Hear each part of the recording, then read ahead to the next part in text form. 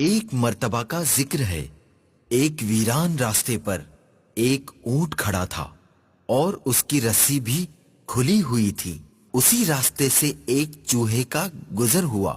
اس نے جب دیکھا کہ ایک اونٹ کھڑا ہے اور اس کے گلے میں رسی ہے اور وہ کہیں بندھی ہوئی بھی نہیں، نہ جانے چوہے کو کیا سوجھی۔ چوہا بڑے فخر سے آگے بڑھا اور اونٹ کی رسی اٹھا لی۔ اب منظر کچھ ایسا تھا کہ چوہا رسی اپنے منہ میں تھامے آگے آگے اور اونٹ چوہے کے پیچھے پیچھے۔ چوہے کی چال ڈھال میں بڑا تکبر تھا۔ چوہا دل ہی دل میں اپنے اس کارنامے پر بہت خوش تھا کہ اتنے لمبے اور بڑے جانور کو میں اپنے پیچھے پیچھے گھما رہا ہوں۔ ہاں ہاں ہاں ہاں، دیکھا، اتنے لمبے اور بڑے جانور کو میں اپنے پیچھے پیچھے گھما رہا ہوں۔ اونٹ سمجھ گیا، چھوٹے سے جانور، تو کس قدر خوش فہمی کا شکار ہے، بس تھوڑی دیر صبر تو کر۔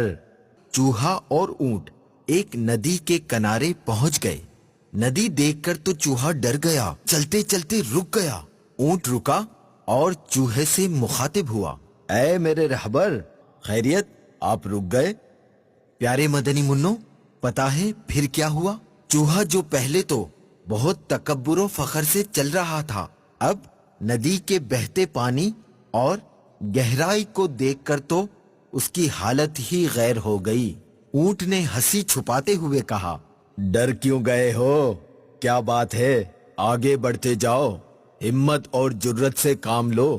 چوہے نے ڈر کے مارے ہلکی سی آواز نکالی اور بتایا کہ پانی بہت گہرا ہے، میں تو ڈوب جاؤں گا۔ اونٹ نے کہا، میں دیکھتا ہوں پانی کتنا گہرا ہے۔ پھر وہ ندی کے پانی کے اندر اتر گیا اور چوہے کو بتایا کہ پانی کوئی اتنا گہرا بھی نہیں، بس گھٹنوں گھٹنوں تک ہی تو ہے۔ آپ آئیں آگے تاکہ میں آپ کے پیچھے پیچھے ندی پار کر سکوں۔ یہ سنتے ہی چوہے کی تو گویا جان ہی نکل گئی ہو۔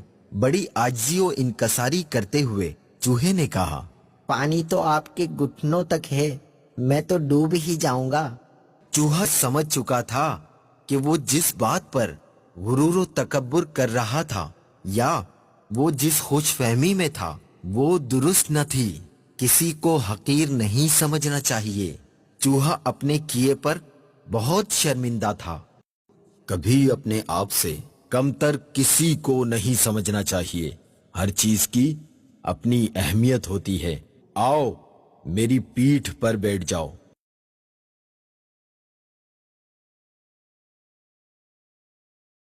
چوہے کی یہ حالت دیکھ کر اونٹ نے چوہے کو اپنی کوہان پر بٹھا لیا